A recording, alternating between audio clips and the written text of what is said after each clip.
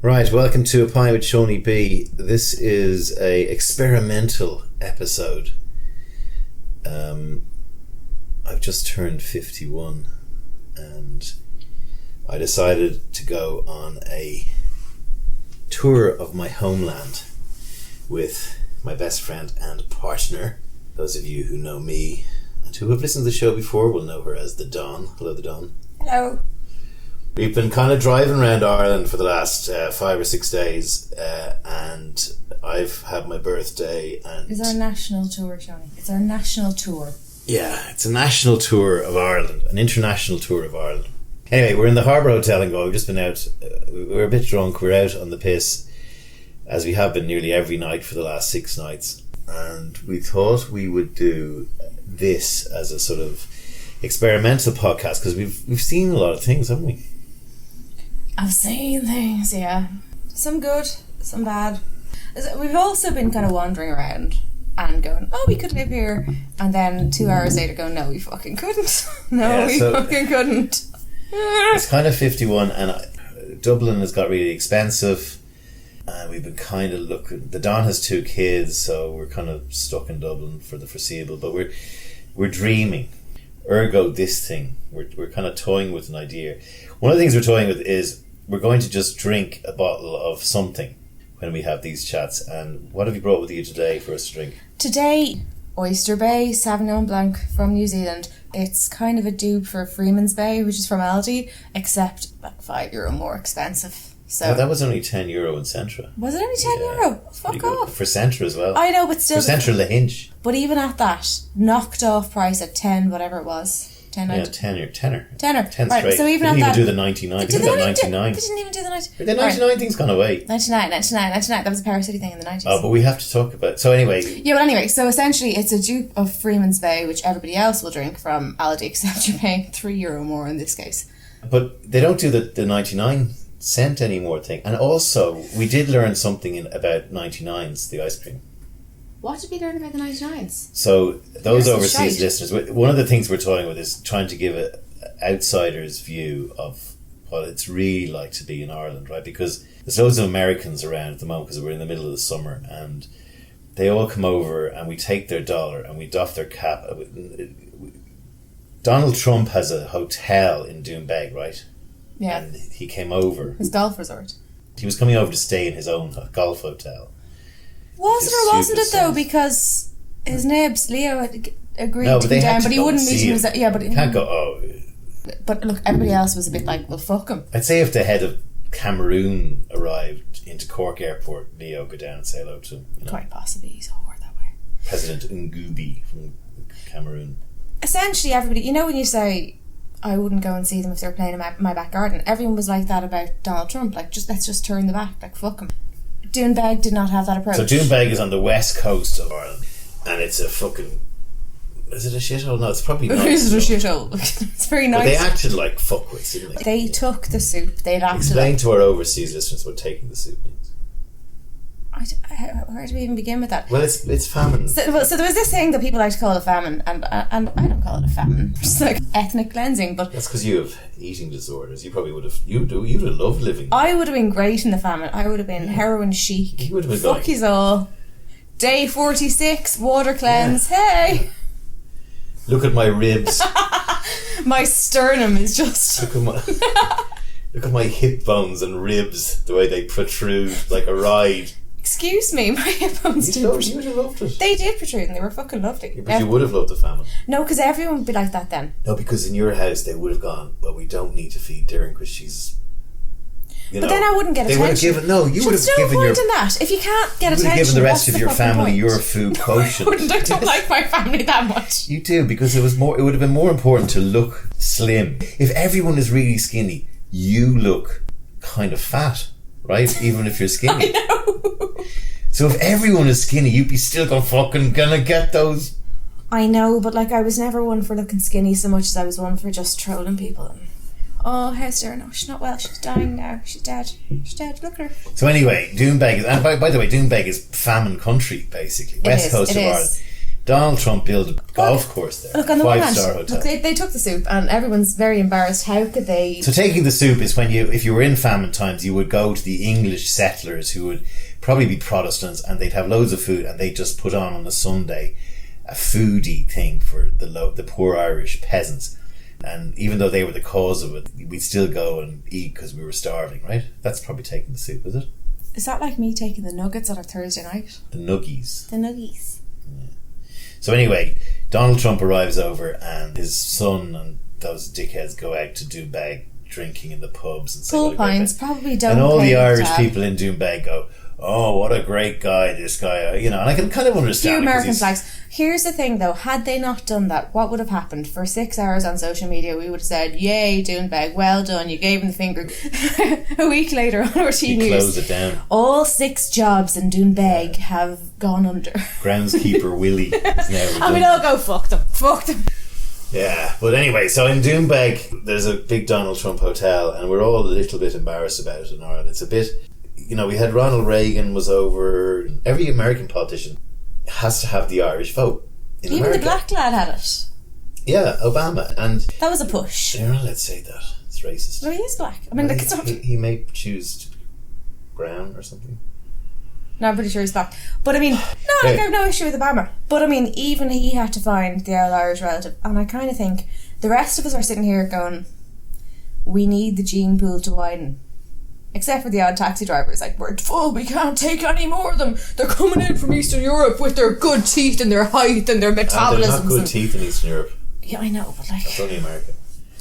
I don't know. But anyway, you have this thing in Ireland.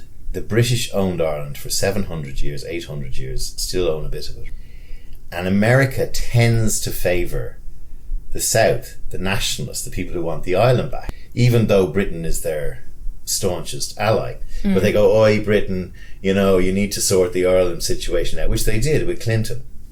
But if you go to Israel, where the Israelis arrived back and said, no, this was fucking Moses said this was our spot, sorry, get off our land, and they set up Israel in 1952, 49, whatever.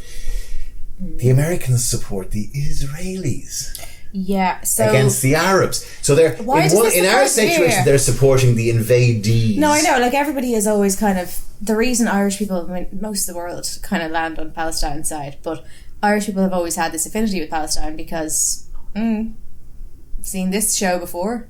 It's very much like our thing. But with the Yanks, it's basically lots of people that vote for us are Irish American. So therefore... And Jews. And Jews. So you have to... We don't give a fuck how right or wrong it is. It's complete hypocrisy.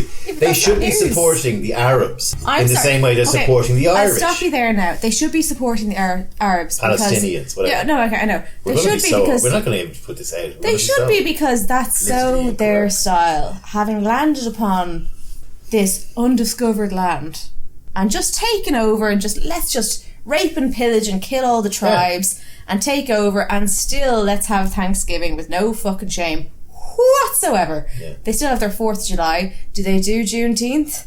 No. What's Juneteenth? Juneteenth is the 19th of June, which is the abolition of slavery.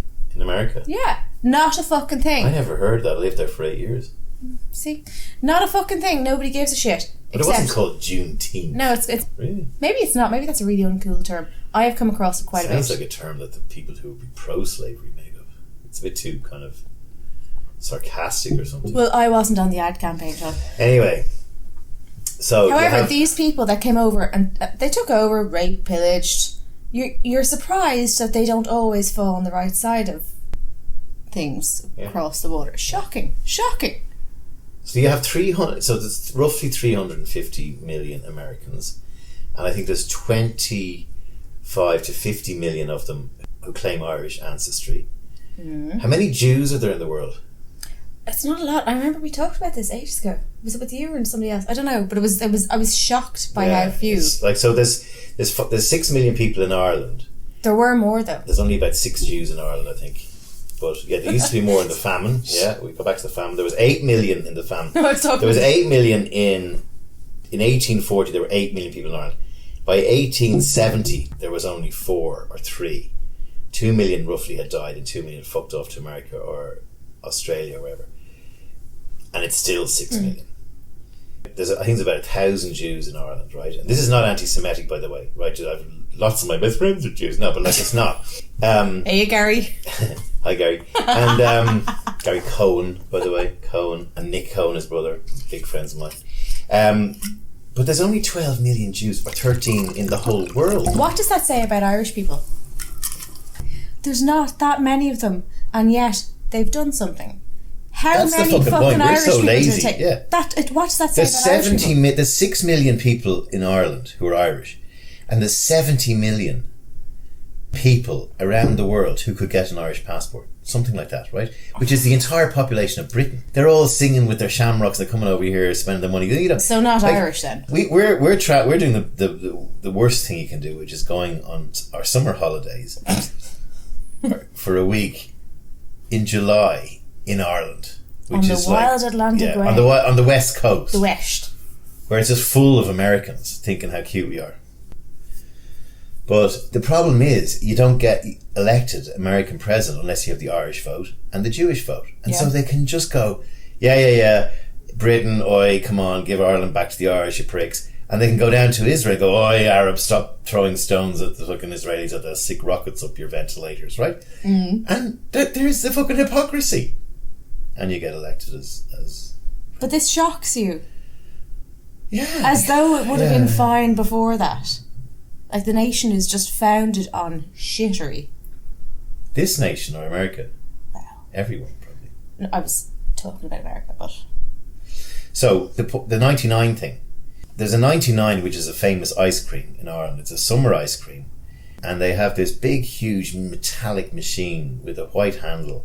It's huge. It's much bigger than it should be for something that it does. And whatever's inside, milk and butter and everything, and vanilla. And they pull this amazing... Honestly, it's not special. It's and then they put... And hang on, and then they put it... Yeah, soft serve. American soft serve. Yeah. It's not there. And then they put a stick of flake, Cadbury's flake, in the top of it, which makes it the 99, That's what makes it the 99. You 99. You can still get the red sauce on it. Yeah, that's strawberry. Optional, and it's still you haven't. In my case, nuts in the hinges. No, you ruined it. That was not not a 99. If you get the red sauce, and it's still a 99. If you start getting weird shit on, no. All right. But anyway, the 99 is gone. You bought bubblegum flavored ice cream. I did. I got mint and bubblegum flavour. In one thing. And unicorn toppings. And unicorn toppings. And it was just, the mint was grand, but the bubblegum was just like eating a super bazooka, but ice cream, made of ice cream. It was gross. As advertised. And anyway, you bought those two, one scoop each, and you bought me a 99, which I stupidly got fucking doused in nuts, which made it a mess, Who does that? And it was $7.50. That was, I didn't like to say it. Yeah. Like, I'm not that tacky fuck that picks up the bill and goes, what's this? But I was like, what is this? And the flake is now much smaller than it used to be, right? The flake is like a mini... It's like a kind of a fun-size flake rather than a proper flake. Yes, yeah. I'll tell you why. I had a phase that was just on the way out of the last eating disordered phase. I had a phase where I ate nothing but meringue and strawberries and... like a little bit of, the spray cream. I just call it spray cream. The cream. Yeah, it could double it after. It could double it for Gillette if you were stuck. You could shave your face. That shit. So a meringue, some strawberries, and a broken up flake. And I remember I was like, I remember standing in Tesco one day because you get 16 in a pack of the flakes that are meant to go in the ice cream, and they are small. And I remember him and Hon going, can't I? Oh, I don't know. I just won't eat this week. Ah! So you're right. I have had this discussion with myself, and it's about 60%. Why meringue? I thought meringue was bad for this. Oh no! Because I didn't give a fuck about health. So the it is. Meringue was great. But if there was meringue going around in famine times, you wouldn't have eaten it. I would, yeah. I know you would have eaten just the strawberry. No, fuck that. No, a can. No. I'd leave it all. No, what I would do is in famine time, I'd leave it all out for 2.5 weeks, and then say, "Oh," my mum would be like, "Darren, take some soup." I'm like, no, I'm fine. You have it. I'm fine. Don't mind me. And then I'd scurry off to like a corner and eat them. Yeah, but not in famine times. Yeah, which I wouldn't fucking tell people. Like, let them worry. If you ate it in famine times, the meringue would probably just pop out of your belly like a kind of because you'd be so emaciated, it would just sit there and you go, oh. You're trying to say I was fat when I was anorexic? No, I'm talking about if you were in famine times. If you were in famine times and you were looking pretty good with your, all your ribs showing and your your hips showing, you wouldn't have eaten a meringue. That really You would have accentuates eaten your the collarbones. They would have eaten the leaves of the strawberries. I would not. No, they're just the leaves instead of grass. There's sucrose in that. No. Anyway, do you know why? Because the sugar in the meringue is a laxative. Dig deeper. Cut this bit out. I said not to get all scatological. But anyway, it was fucked up, right? It was like the whole 99, which was always a picture of Ireland. It was like summarised. It was always like there'd be a small child who was like, the parents would think, oh, look, little Mary's, she's so advanced for 3. I'll give her my own ice cream cone. And like 90 seconds later, the ice cream just fallen off the cone Mary. and a dog is eating it, and Mary's bawling, crying, and the father's going, I told you not to give her the phone, because she doesn't have Patricia, did you get a photograph of the child? Did you get a photograph of the child before she fucking dropped it out the concrete? Her opposable thumb isn't working properly yet. And there's always those like reverse, like white dog poo. There's outside every beach there was upturned fucking ice cream cones. Because like I get what but I want. Fucked now. It's like capitalism has taken over 99s and just fucked it for everyone. But it was always shite. It's just that you have the odd picture. Good 99 was good. I know. It was good. No, because a 99 tastes Remember like the ones we had in Bray? They were good. Like about 2 years ago. No, that was last year actually. A year ago. Because I just discovered my leather jacket that I bought when I was 15. It went into the attic and I found it there last year. I had a 99 that day. There's also in 99 land in Ireland, and I've lived in Australia, you rarely see them. They have these ice cream vans that go around, right? They do have them in Australia, because I remember what company did a melted one as a sculpture in Bondi, which is really cool. But you don't really see them that often, and they play tinkly music, and it's one guy in this shitty little Bedford van usually. God knows what disease is in the thing. You know, they play I'm Forever Blind, Yeah. you know, and apparently it's like the fucking child catcher from Chitty Chitty Bang Bang.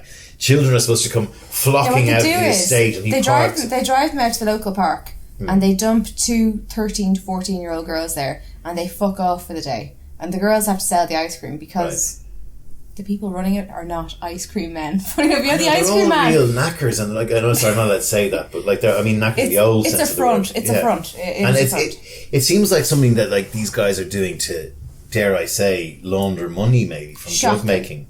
Yeah, it's because no one would go up to them. It's like the taxi thing. It's like well, no, it's not that nobody would go up to them. It's just like my kids have learned what every Irish child should learn. I mean, sometimes I give myself a hard time about my parenting. They hear the music and they go, "Oh, they're out of ice cream." Oh, every Irish child. That means they've no ice cream left. When you hear the tune, they've run out of ice cream. That's genius. And I go, "Oh, sorry, pet." You should write a book about that. That would. Everyone knows that. You didn't have children. Heard that. You didn't have children, but like I guarantee you, but how can everyone know it if they're? Everyone fucking knows that. The guy near our house only plays his little tune when he's on his way home. He might be on ice cream. I know. I'll tell you, I'll get on to the Mammy's WhatsApp group now. Like, ask them, what do you tell your kids when you hear the ice cream man? Oh, there's no ice cream. Oh, he's out of ice cream. Oh, missed all. Yeah, but anyway, suffice it to say that they're fucking up 99's, one of the bastions of Irish summers, by just being just cheap. Yeah, but do you know what? The only people who actually enjoy 99's are pregnant women. Do you know why they enjoy 99's? Oh, tell me. Because they're fucking hungry now. Because you're not allowed to have 99's. On the list of other shit you can't enjoy when you get pregnant, you're not supposed to drink. What's that got to do with pregnancy? You're not supposed to drink, you can't have ketamine, you can't have shellfish, you can't have soft serve ice cream. Why? Because they do actually tend to be quite dirty. You go in there, you're like 10 weeks pregnant. The midwife is there, oh, have you got your husband/partner here? You're not drinking, right? No. And I hope you're not drinking nothing more than a cup of tea a day. Okay. And no self-serve ice cream. And every Irish woman goes, fuck you. Especially if you're pregnant when it's summertime. What happens if you're a pregnant woman and you have one of those cravings for ice cream? So that's what happens. Of all of my friends, it's like... Most Irish women are pregnant have cravings for beer and wine. Briquettes and 99's, the most common. Briquettes? Yeah. The things you put like fire lighters. To eat? Yeah. To eat? Yeah. Big thing. Board pneumonia. Full on. Board pneumonia and 99s.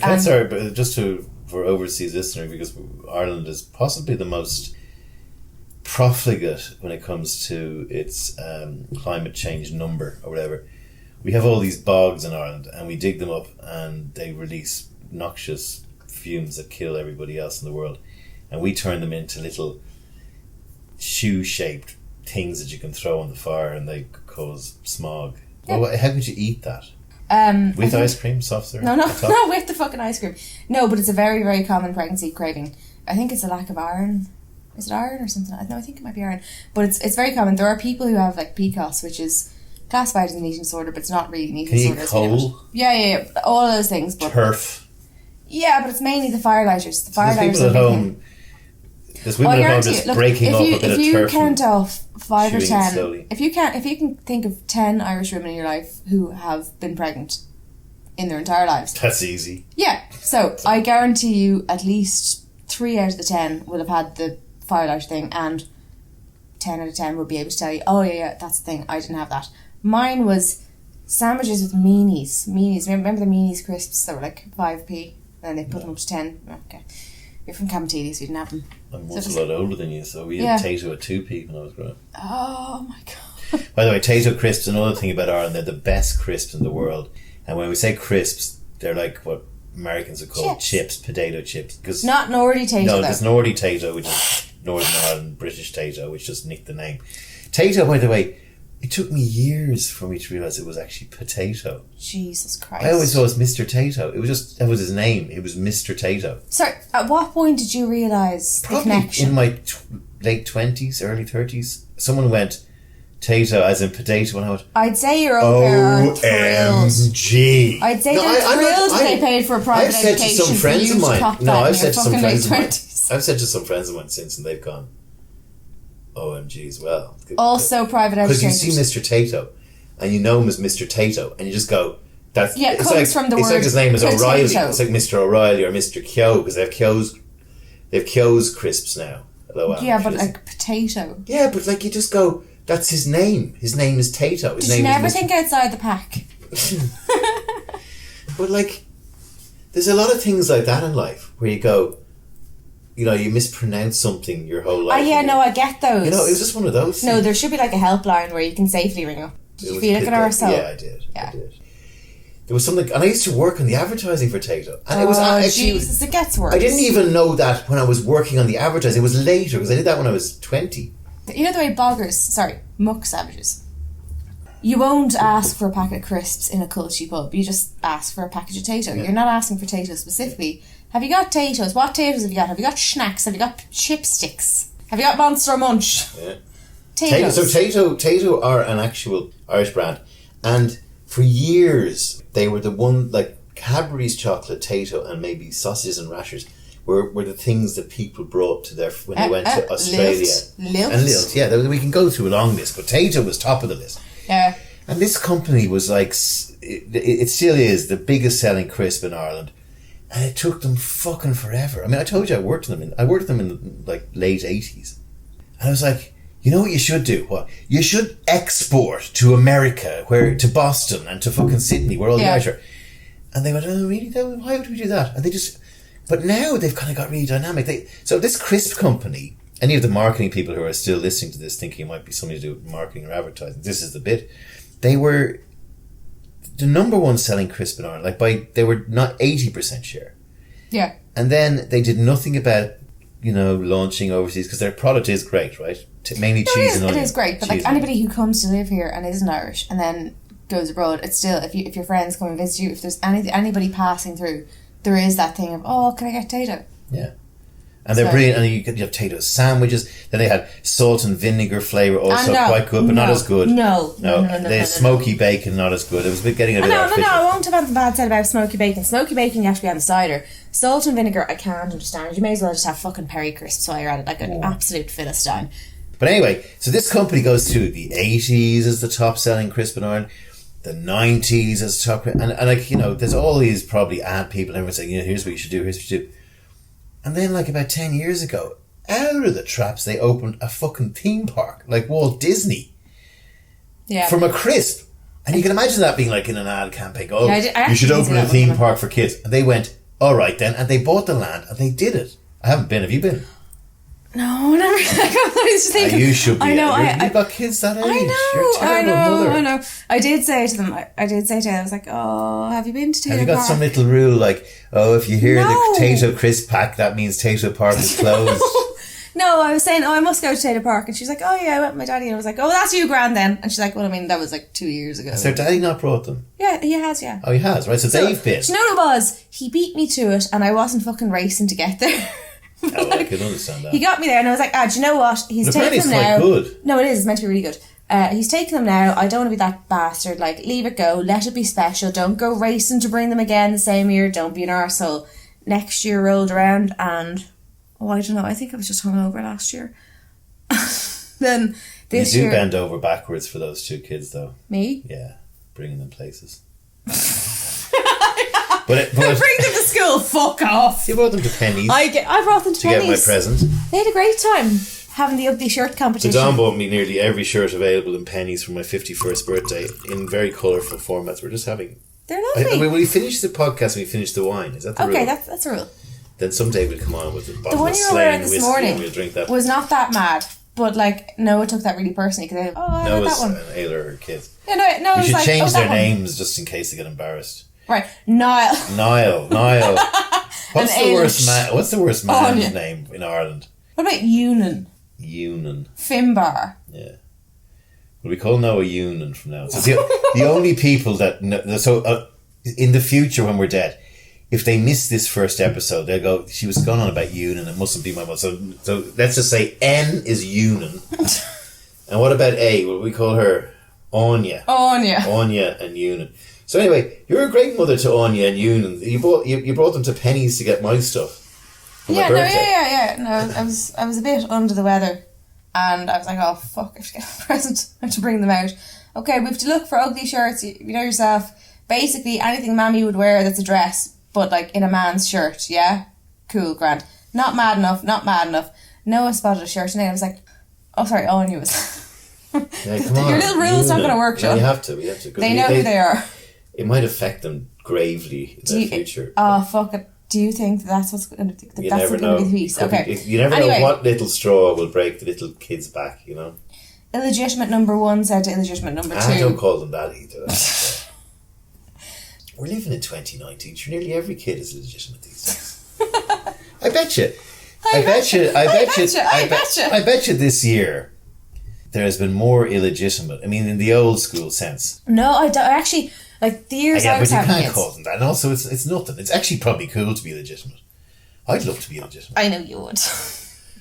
You probably get benefits, do you? Do you know what you get? Back to school allowance. Yeah. Do you know what's due next week? I could do a come back to school allowance. Anyway, so we've gone around. We should stick to the fucking script here. We haven't got a script, but we should stick to the vague idea of going round Ireland in the summer. And the 99. By the way, the 99 thing, I do have a great 99 joke. And it's a bit long, but it's good. Right. And it's also an Alzheimer's joke. Are we allowed to do that? Yeah. Yeah. Well, actually, anyone who's got Alzheimer's won't remember hearing it, so they won't give out about it. But let's say that. Probably not. Yeah, you can say that. Anyway, so the best 99s in Ireland, and still are to this day, and they've opened up in town. Down in the south of Dublin, there's a place called Dunleary. Teddy's. And there's a chipper called Teddy's, yeah. Sells fish and chips, but has a window that sells these 99s. Oh no, I will grant you that. You're a And they're purist. considered to be the best. And they've just opened up in South Anne Street or somewhere. That doesn't count. Sorry, you Well, can't they- do that. yeah. You can't do that. But they're like Tayto. No. It took them 35 years to work out, maybe if you put another shop somewhere, It's people not going to be wouldn't the have to same. go all It the way to won't be the Dunleary. same. So anyway, there's this chip shop, the fish and chip shop in Dunleary, which is known as having the best 99s in Ireland. So anyway, one sunny day, there's these two guys with Alzheimer's, and they're really old friends, and they always go for a walk on the pier, and they're like kind of perving at the girls, you know, who are out wearing their summer Irish flab, you know. You know, they're wearing... They have the sun shimmer on. They're looking well. Like when the sun comes out in Dublin, it doesn't turn into like Copacabana. No, It's sun's like, out, hun's out. There's just all these. Anyway, Anyway, all the girls are up and down walking, and the lads just dodder along the pier, right? And they get to Teddy's, and they go, one of the guys at Alzheimer's, let's say his name is Peter, goes, do you know what we should do? And Paul goes, what? We should see that bench there, there's a free bench. We should sit on that bench, and I'll go over and get us 2 99s from Teddy's. He goes, I better go with you. He says, if you go with me, we lose the bench. You sit here on the bench. He goes, but you'll forget. I won't forget. It's 2 99s. He goes, but I'd like chopped nuts on mine. And he goes, okay, I'll have chopped nuts on mine. 2 99s with chopped nuts. Is this where you thought What's the to chopped forget? nuts for yours? Well, I think so, yeah. Yeah. Don't do it, by the way. Anyone listening makes a bollocks of thing. So anyway, Paul says, all right, I'll sit here. By the way, I'd like strawberry syrup on mine. Ah, fuck, with the chopped nuts. And the chopped nuts, yeah. Dirty and bastard. then Peter goes, all right, look, I won't forget. I'll go over to the chipper and I'll get 2 99s with chopped nuts and strawberry syrup. He goes, you sure you don't want me to go with you? He goes, I'll remember. For fuck's sake, sit there, right? Relax. Enjoy the view and the scenery and the sun and the sea. So anyway, he goes over to Teddy's to get the ice creams, and about half an hour goes by, no sign of him. He arrives back carrying 2 brown paper bags. And Paul's looking at him going, where the fuck have you been? And he goes, hands him one of the brown paper bags. Paul opens it. Inside, there's a burger. And he goes, you got me a fucking burger? Peter goes, yeah. And he goes, where's me fucking chips? Say that, Simon. No, I got it. It went on and on and on and on. I know that. But it probably Maybe in podcast land people are laughing.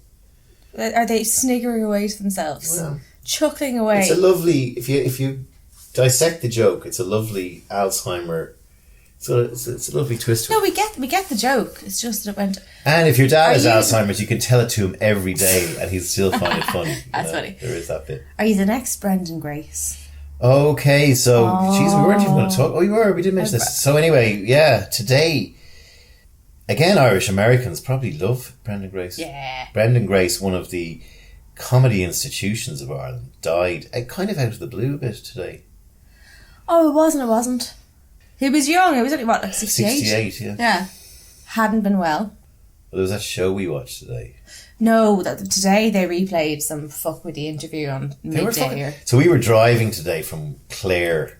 Hello, Roisin. She put us up last night. We had a great night. But we were driving up from Clare to Galway, which is about an hour and 20 minutes. And we found out that Brendan Grace had died. And all the radio stations in Ireland had it as their lead story, in fairness. But they were played just his lazy, shit bits. All his shit bits.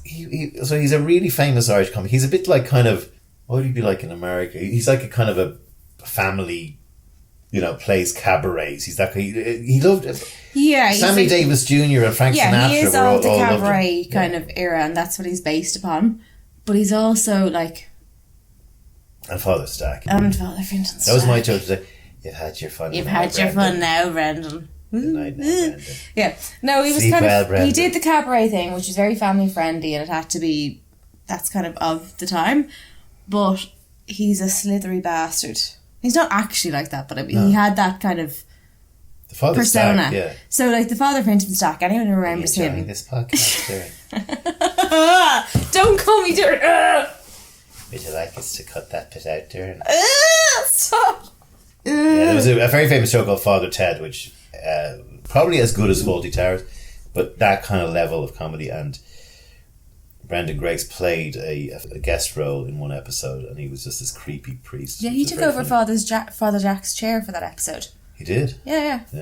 He had his like ghetto blaster. Yeah, smoking all the time. If you ever say that to me again. He was smoking all the time, died of lung cancer. Yeah, no, he's fucking brilliant. But anyway, today on the way up on the radio, it was like some retard. Have we said that? No, you can't say that one. Try again. Mongoloid. No, I can't say that one either. Okay. Again, still being a prick. Egypt. Try Gombean, you love some that. Gombean. Some Gombean in RTE. No, they obviously went, they were caught in the hop by him dying, because clearly when someone dies... Oh, they were caught right in the hop. They were playing these really bad... No, do you know what? If they'd examples of his work. They go... tributes have been pouring in today in Ireland for the comedian Brendan Grace, who died suddenly last night. Yeah, but the politician Noel Whelan also died overnight. Here's an example of how funny he was. And then they play something that's unfunny. Grand. But bear in mind, it's RTE, so it's like, dun, dun, dun, dun, dun. Welcome to the 1 o'clock RTE news, because they're not allowed to say or. That's the first thing they learned. They're not allowed to say or. They have to say R. But it's all dry shite shit. Now, they're switching between... the nation has lost two great men. Firstly, Brendan Grace. Some of the lawyer died today. No, the other one was Noel Whelan, known barrister and politician, known for his work in marriage equality referendum. He was a well-respected and liked man, and had integrity and had the courage to put his name on a ballot, and on and on and on of shite about what a nice man he is. So they're hardly going to go straight into Father Fenton Stack. They should. But it's RTE. They have this thing. When I was, way before you were born, when I was growing up, they had to teach Gombeen children like myself how to cross the road. Yeah. And Brendan Grace wrote this song, which was...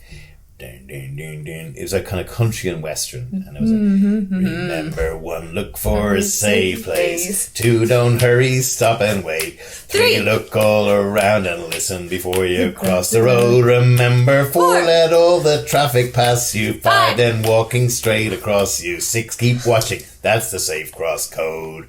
And then they did it again, and then it was like, know the safe cross code. And then all these kids would go, the code. And it was like a 1970s PSA. I know. But I still remember now. 51. You said it to me like 2 years ago. I was like, no, sorry. Yeah, but he had and it was really badly animated, and it was a cheesy government thing. No, but one of the people say, let's have a listen to him in his pomp, and on comes that. I mean, Brendan Grace will be forgotten by Christmas. Yeah. He has one day in the sun. They might be just trying to impress people of my generation, because you talk about that and I've heard, and I kind of go, Jesus, beautiful. He's a lovely voice and it's catchy. But I was a child of the 90s. So what we had was, we had people who had washed up after the raves and they'd taken one yoke too many. We need to do the new... No, not in the day. It wasn't MDMA. It was just ecstasy. Right. We need to do the new safe cross code. That one's aging a bit. Rand, okay. So involve everyone dying. No, it's fine. Stop! Look! Listen! Live! That was it. Yeah, you kind of have a vague memory of Brendan Grace. Do-do-do. Da-da-da-da-da. And I was like, stop! Look! Listen! Live! And you're waiting for an episode of Coronation Street where some 13-year-old washes down an ecstasy tablet with alcohol and then gets pregnant and gives birth on Christmas Eve. Do, and it goes on fire. You knocked the television over. I didn't nearly knock the television over. No, but if you're Brendan Grace and you're dead now and there is an afterlife and you're looking back, first of all you'd be going, geez, that was great, now the outpouring. But he'd be going, you're fuckers. I guarantee you one thing. I don't know Brendan Grace very well. No. But I do know he is a lot funnier than the safe cross code. Yeah. In his locker. Yeah, but do you know what? It wasn't the safe cross code, because I think he would kind of smirk at that. It was the fact that they played his comedy, but it was even in his family friendly state, it wasn't clean enough for them. They had to play. They played the first 3 minutes when he walked on stage of a 90-minute show. Oh, yeah, that's what they did to him. That was another radio wrong. station. That was just are you fucking serious? And it wasn't even funny. It was vaguely funny, but he had literally set foot on stage for a 90-minute show. Give him a fucking chance. That's what they played. And look, I'm an atheist, so I don't have this vision of me looking down over my people saying, remember more. But I did. I'm narcissistic enough to know, I spent years planning my funeral. All the little girls were like, this will be my wedding dress. And I was like, I will be laid out in this. We'll do a show later about your whole... We already covered a lot of your emaciation with the famine. But we'll do a full show about your whole trouble. No, but I spent years... Stick to Brendan Grace. No, but on point to this, I'm sorry if we're talking about me and not you, but I spent years kind of thinking about, you do think about... Do you think about your funeral? What will they say? And I'd be fucking sick. I would be casting my big long gothic sleeves in a platform over the shoulder saying, fuck you anyway. The hypocrisy of it all. Imagine, the Don hath died, one gin too many, And here's the funniest thing she ever said on Facebook. They'd have pictures of Yoon and Anya crying. In the little school uniform. Would throw a little daisy on your coffin. It'd be very sad. But You don't know. get it right. But I'm now going to call them that for the next year. And not tell them why. Yeah, speaking of look, the point about Brendan Grace is he died today. It's terrible. They made a bollocks to his memorial. If you haven't watched Father Ted, find it on YouTube. But just before we press play on this, it's probably about midnight now, but we were at a comedy club tonight in Galway, which was called the smallest comedy? Yeah, it was in the sitting room. So there's this. We're in Galway, also on the west coast, Galway Bay, all that kind of American stuff. And it's a total shakedown here at the moment, right? Isn't it? It's just Americans everywhere, and they're going. And all of the Irish out here are playing leprechauns, basically, aren't they? She's just gone for more wine now. We might have to finish the podcast early. We're less than half of the bottle left. The old Oyster Bay, you can't beat it, can you? Freeman's Bay could beat it. Tonight's podcast is brought to you by Centra. Marlborough Sauvignon Blanc from New Zealand, which is really good. We like to unwind after a podcast drinking this. And it says on the back, Oyster Bay captures the special character of New Zealand's cool climate viticulture. Big word to use on a label. Hang on, there's some coffin dodgers having a row outside. See you in the morning. Oh no, they're over it now. They use viticulture on the back of their label. That must be one of the biggest words ever used on the back of the label. Viticulture. Elegant, assertive wines with glorious fruit flavours. Kill the copywriter. Oh, my big monster bite is fucking oozing. I look like I've been bitten by a midget. Do we have to pause the podcast now? I've been bitten by a midget from fucking Chernobyl. Stop picking at it. I'm not picking at it. It's just fucking massive. Picking at it. Did your mother never tell you to stop picking at it? She never had With those lovely legs of yours, you'd have a scar now and you won't be able to go down the red carpet again at the International Podcast Festival. That's like, remember I got a tattoo and took her a week to cop it and she was like, what do you do when you get married? Well, first of all, Mother, do you really think I'm ever going to get married? Do you want that shit on your doorstep? Second of all, I think the two illegitimate children might be a bigger... They're not illegitimate, Jesus. They are. Yunan and Anya. Yunan and Anya, traipsing up the aisle behind me, might be a bigger thing than the tattoo on my wrist, Mammy. Especially as one of them's ginger. I know.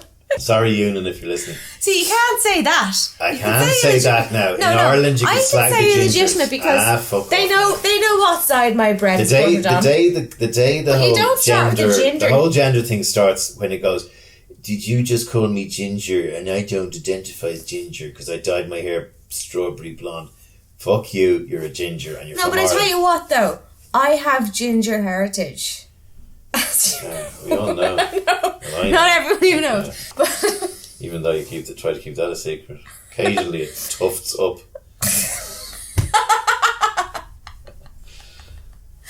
Oh my god, I'm dating a ginger. You're not. You actually try to become Lebanese. You have all your big eye makeup and your tan. It's like. But like we go into Galway. We go into Galway and they're like, where are you from? And we're like, oh no, we're Irish. You're not Irish. You're new Irish. Like, I go to Greece. Where are you from? You're not Turkish. No. Okay. Where are you from? Ireland. No, where are you really from? Ireland. Where are you really from? Ireland. I'll come back to you in 5 days and my cocoa brown has fucking worn off. I only saw you without makeup probably a year and a half into our relationship, and it was just like, where's the Don gone? Where's she? No, literally, where is she gone? This is fucking translucent. Drug fucking pale face ginger. I do. You see what I mean? It's like, I do look like quite the junkie. It's not pale. It's not like, Irish Colleen. Irish. No, I don't look Irish. I thought I was dating someone who was like Irish but had like... Oh, foolish you. Foolish you. An Egyptian father. Or a Persian mother. You know. Because you got that look going. Oh, and then yeah. One day it's like the fucking rain comes too heavy and it's like... So when I was... doing the music stuff with probation services and stuff, you'd all these like African lads who'd kind of come over when they were like 4 or 5, so they're all proper dubs at that stage. They were working the recording studio with us and they were like, where are you from? And I was like, Tala. ish. Because I had a habit of just saying Tala rather than saying where I'm from. Because Tala is like a broad enough place. And I don't really want people to know where I live. Tala's very working class Dublin. West side. No, which is ironic because not very many of us work. Yeah. But they said to a few of the lads from Tala when I was going out for smoke, where is she from? Where is she from? And they're like, Tala, like, nice end, but like, Tala. The nice end. The bush end, which is an oxynorm. Hold my shit at the nice end. Will do. What's that bit? The bit with the toilet paper on it. The nice end. Yeah, but they're like, where is she from? I'm like, no. But like, is her dad black? No.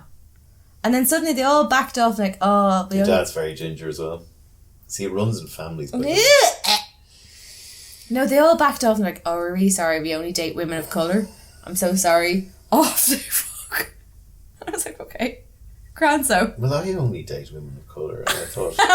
And one of them Cocoa was not red. Anyway, we should start the podcast because we were talking about me. It was meant to be about. We're going to have one about you. We've been talking about you all No, we haven't. fucking night. No, we're talking about me being 51 and how traumatic that is. I mean, I feel I have to circle back to this birthday trauma you're having. It's not trauma. It's a bit difficult. How are you finding 51? 50. Well, Brendan, we just talked about Brendan Grace dying at 68, right? Do you have any idea how close that is? Yeah, I did think of it today. I didn't like to say it to you. Yeah, very I was in the car going, Jesus, you're closer to his age than you are to mine. Yeah.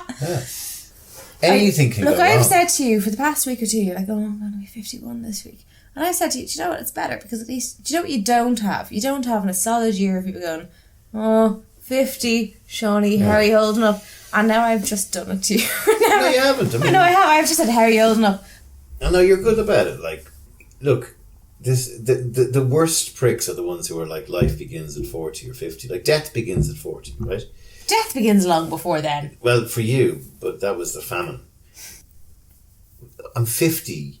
Stuff starts breaking off, and you know, you go, oh, what's that? God, no.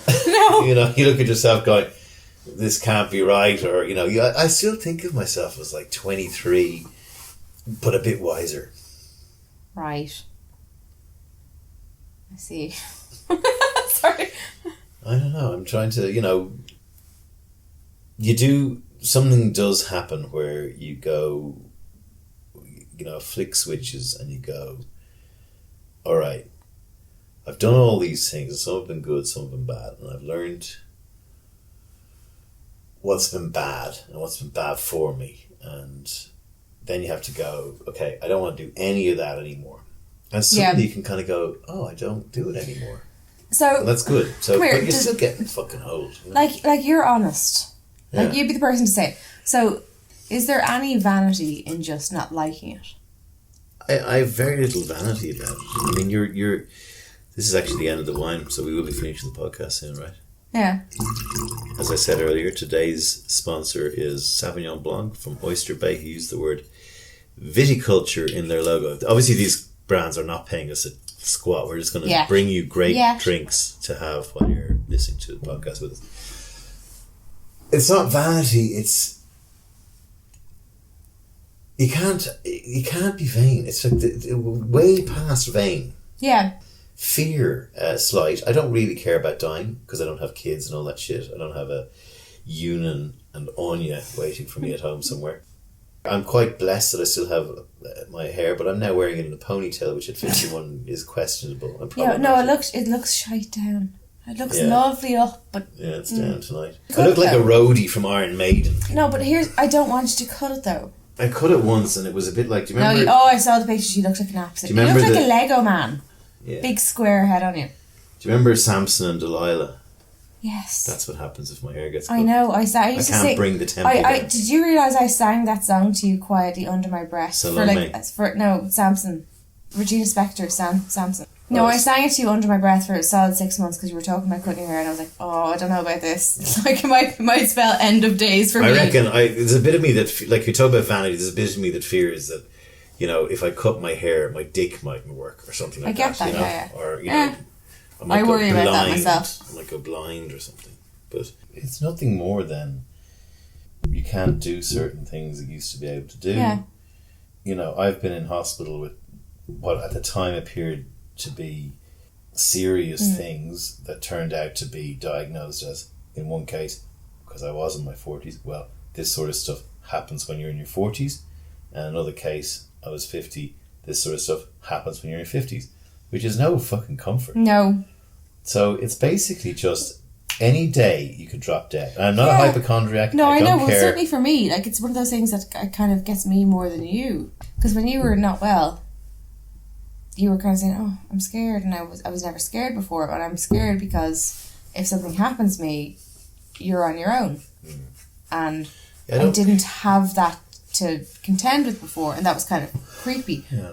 Which I got because I can remember having that, and then having when it was so when you was born. I remember one of the big breakdowns I had for a couple of days was like, shit, nothing can happen to me now. There's somebody who depends on me. So there was a similar thing of I wasn't really attached to dying, but at the same time knowing that I have something to live for isn't freedom. It's quite scary because I've had utter freedom up until now. Going out now, and that's true. I mean, I think like I came close to death's door when I was 43, which was bullshit. But I remember going, "This is what death is like. Let's real have a look." Though. Yeah, but let's see what it's like. I was kind of going, okay, death was part of life. Whereas you weren't like that this year, which I'm sure loads of people come before. My grandmother found out when she was 92 that she was 93, which I always found funny. She was a good woman, but she was like she was lost like, at the wrong end. When I was 21, I would have wanted to be 22, or the way you're going, I'd love to be older. You lost at the wrong end. It's like, oh, great. But you don't want to know at 92 that you're 93 going, for fuck's sake. The other thing about death and all that stuff and 50 and all that is I've said this before, for the first time, I don't really care about the future and seeing it. I don't think it's actually going to be as spectacularly brilliant as I may have thought it might have been when I was 30. Did you ever think that? Yeah, because Did you ever actually really look forward to it? I mean, I went from like Simon, the new game to Sega, to mobile phones, to fucking computers, to fucking... Yeah. I can now watch football on my phone. We went through the most No, I know. ridiculous... Like, I mean, I guess I remember being a kid in the 90s and like it's after Back to the Future time, but it was still very much that mindset. And I was 10, 11 when the millennium happened, and so there was the millennium. Oh. Are you gonna make fun of? I said millennium. I said millennium. I know. I said millennium, and I meant millennium, and I was like, "Fuck, no, let's go that for millennium. prick will hear it." No, but so I was at that age more where Oyster Bay for you. I was at that age at like 10, 11 when everyone's really talking about it, and it was people were sitting there going, "Oh, we're gonna have." Like, when you call someone on the phone, you're going to see them on a video. It's going to be mad. I remember my dad saying that to me and going, "Oh, fuck. I hope that's after I'm a grown-up." I remember going, "I hope that's after I'm a grown-up." And he's like, no, that technology is coming in. And I remember doing the maths and going, "Oh, fuck, I'm going to be like 13 when that comes in." But, like, we're poor, so it didn't really affect me. But now, like, you ring me all the time. And, like, it's on the WhatsApp or the Facebook thing, but it's always face thing. I remember spending years worrying about that, going, that'll be great if I'm ever a parent, but I don't ever want to be someone's daughter with that technology. And I'm sitting there going, here it is. My little brat's like turning 9 and she's looking for a phone. I'm like, you mean a surveillance device? Well, it creeps in. Yeah. That's the point. You just don't actually remember that. But I never got... Sorry, the point I was getting to... I never got excited about that because I did grow up in a time when everyone was really head up about the millennium and times that they are changed. There was nobody really giving bollocks about the environment. Nobody's really worried. Everyone was really excited. I wasn't. I was like,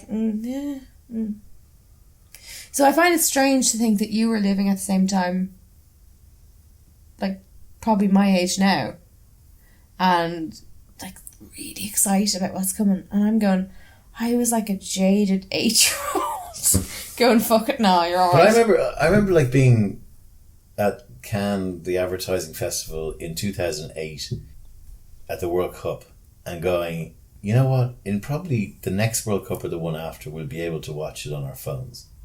And people going, don't be so stupid. That was 2008. Yeah. The iPhone was arriving, right? Yeah. And it was before that. I mean, it wasn't 16, it was somewhere between 14 and 16 that we got to do that.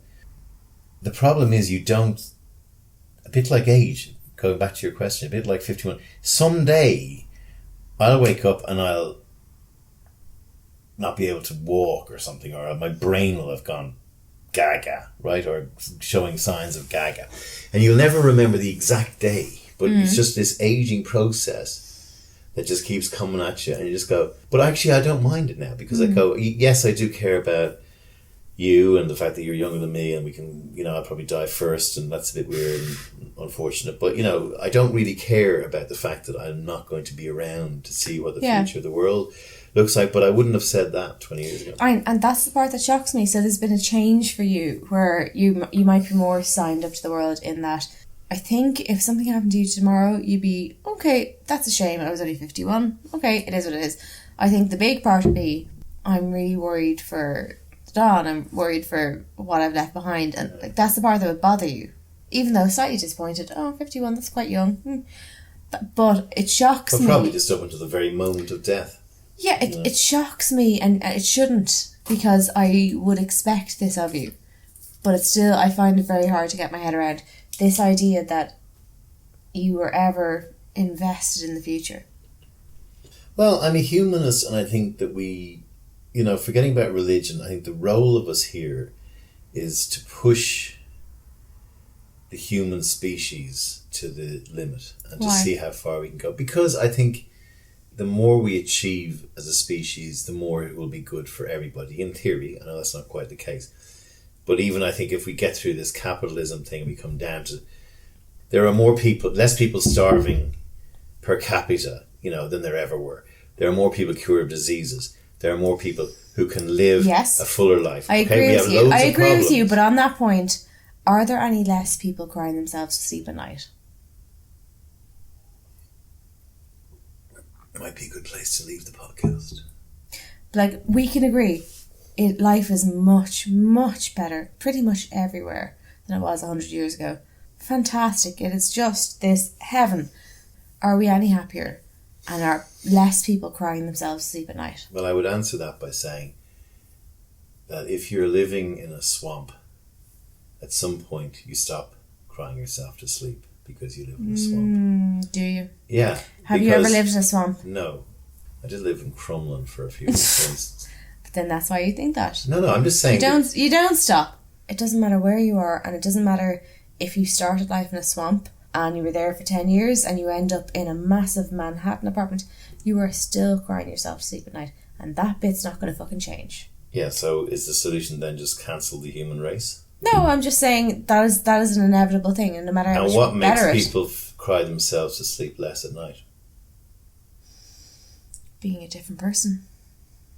Being happier? Yeah, but being a different person. So I think we have to strive as a species for happiness. Yeah, but you can't do that. You can't. Well, I know, because there's no such thing. Happiness is, like, in a way, a personality trait more than a circumstance. But we also have to be able to look after the people who cry themselves to sleep. Yeah. We don't do that. All I'm saying is, I believe in the betterment of human beings as a species. Oh, I agree. With that comes progress of sorts. Yes, people. I'm very careful. Look, I fall into that category, so I do not want to say, miserable people always be miserable. The alternative is God. No, fuck that. No. But I don't want to say miserable people will always be miserable, so that's the way it is. So you can't fix them. It is how it is. Because I do think that if you're going to be on this earth, you have to have decency. You have to have kindness. And my issue with capitalism, this idea that I have earned this. You probably haven't earned it. But even if you have, whatever comforts you have in life, whatever it was that got you where you were, that other people didn't get there, whether it was initiative, hard work, intelligence, opportunity, whatever it was that you had that they didn't have, if it's a fucking hard slog for other people, you have to try and not be such a prick. You just have to not be such a prick. People who are born in the swamp and they're born crying, you can build them up to a top apartment in Manhattan and everything they could possibly ever want, and they'll still be crying. And I do believe that, but I don't want that to be a cop-out to say, well, there's no fixing them, so fuck them. Exactly. Bollocks to that. Exactly. Anyway, The Don, we finished our Oyster Bay. Thank you for being on a pint with Seaniebee and The Don. We might do a pint with Seaniebee and The Don every now and then, just... Fair enough. I don't know, would I be free though? Mind yourself. I'll give you a cuddle later. Alright, you can lick him. Cry yourself to sleep tonight. I cry myself to sleep every night. Bye. So,